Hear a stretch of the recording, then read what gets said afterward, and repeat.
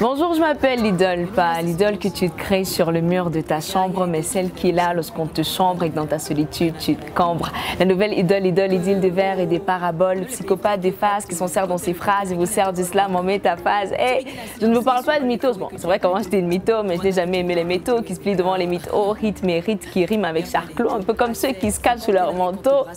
Bref, je m'appelle l'idole. Bonjour à tout le monde, vous êtes sur la petite interview. Assez.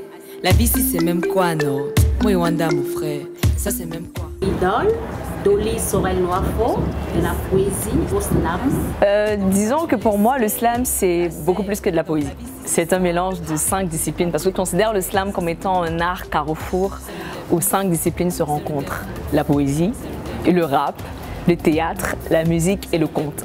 Donc pour moi, faire du slam, c'est mélanger chacune de ces disciplines-là pour pouvoir ressortir quelque chose de différent, de beau. Habituée des festivals, coproductrice du festival Slamop, y en a-t-il parmi ces festivals un qui vous a le plus marqué? L'une de mes plus belles expériences internationales, je crois que ça reste le South Cesar Busara Festival. C'est l'un des plus grands en Afrique d'ailleurs, c'était en Tanzanie il y a 2 ans, donc 2018. C'était une expérience extraordinaire d'avoir 10 000 personnes devant toi qui ne te connaissent pas mais qui réussissent à danser sur tes chansons, qui font les refrains quand tu chantes. Je crois qu'il n'y a rien de plus beau en fait. Prix découverte RFI, le début de tout. Le prix découverte RFI, c'était une belle expérience. Mais je dirais pas que c'est là-bas que les choses commencent en fait. J'ai commencé le slam il y a 10 ans, enfin bientôt 11 ans, ça fait quoi, 2010. C'était à travers la compétition Challenge Vacances. Après, c'était beaucoup plus par passion que je le faisais. Et quand je reviens d'Afrique du Sud en 2014, je décide d'en faire un métier. C'est-à-dire que les personnes que j'ai rencontrées là-bas m'ont montré qu'il est possible d'être un artiste à part entière, de faire du slam, que le slam c'est pas un art à part, et de pouvoir s'en sortir en réalité. Voilà. L'Afrique a un incroyable talent et si on en parlait? L'Afrique a un incroyable talent. Je ne sais pas, à chaque fois que je dois parler de cette expérience-là, je ne sais pas par où commencer parce que je me retrouve sur le plateau de l'Afrique a un incroyable talent, motivée par ma grand-mère, celle qui me pousse à aller m'inscrire pour le casting. Et quand on m'appelle pour me dire que j'ai été sélectionnée, j'ai du mal à réaliser en fait, parce que je me souviens tous les jongleurs, les contorsionnistes, autant pour moi les danseurs, les chanteurs, les magiciens, toutes les personnes qui avaient autour de moi ce jour-là. Et de dire que dans cette, comment je vais dire ça, panoplie d'artistes, ils ont donné un peu de place au slam, je crois que c'est juste énorme quoi. Moi, qui trop de fois a eu le cœur brisé et avait décidé de ne plus l'ouvrir. Qui trop de nuits avait pleuré mais avait enfin appris à sourire. Moi, qui pour ne plus jamais y retourner aurait tout donné. Je crois que je suis encore tombée.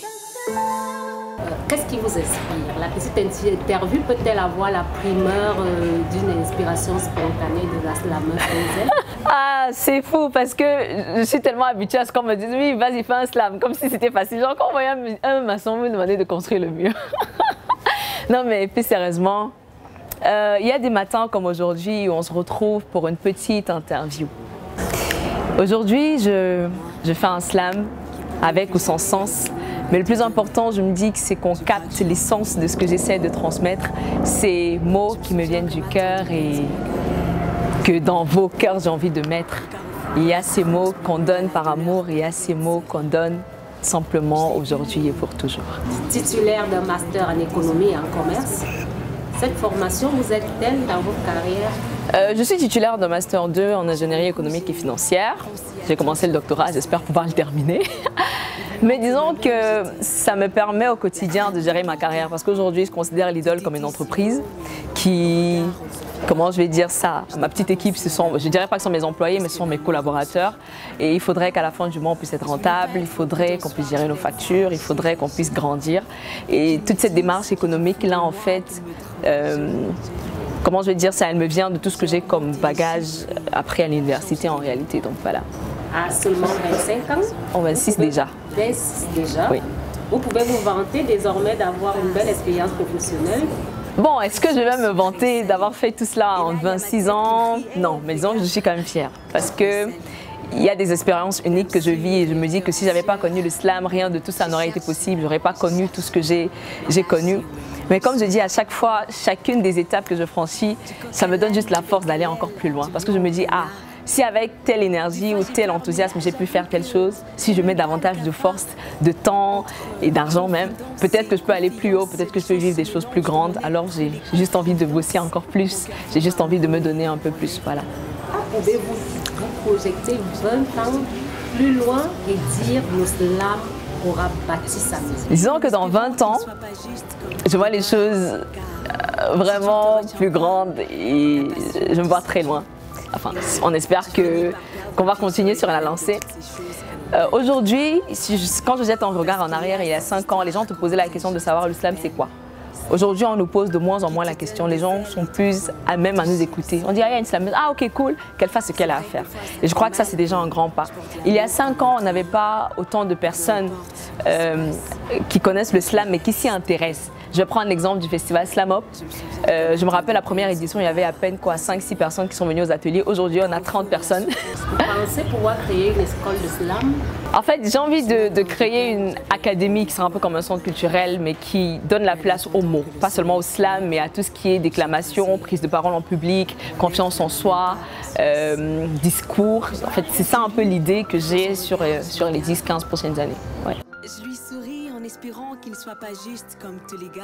Vous savez, en fait, plus on grandit, plus on se rend compte que les choses qu'avant on rencontrait n'étaient en fin de compte que des passagers portant leur compte, que notre existence se compterait et que contrairement à ce qu'ils se racontent, ceux qui se prennent pour des contes ou font leur compte sans tenir compte du décompte ne sont en fait que des cons. Car tôt ou tard, c'est clair qu'on doit rendre des comptes. C'était la petite interview avec Lidl. À bientôt. C'est vrai que des fois ça fait mal, mais je porte l'amour comme un treillis. Et peu importe.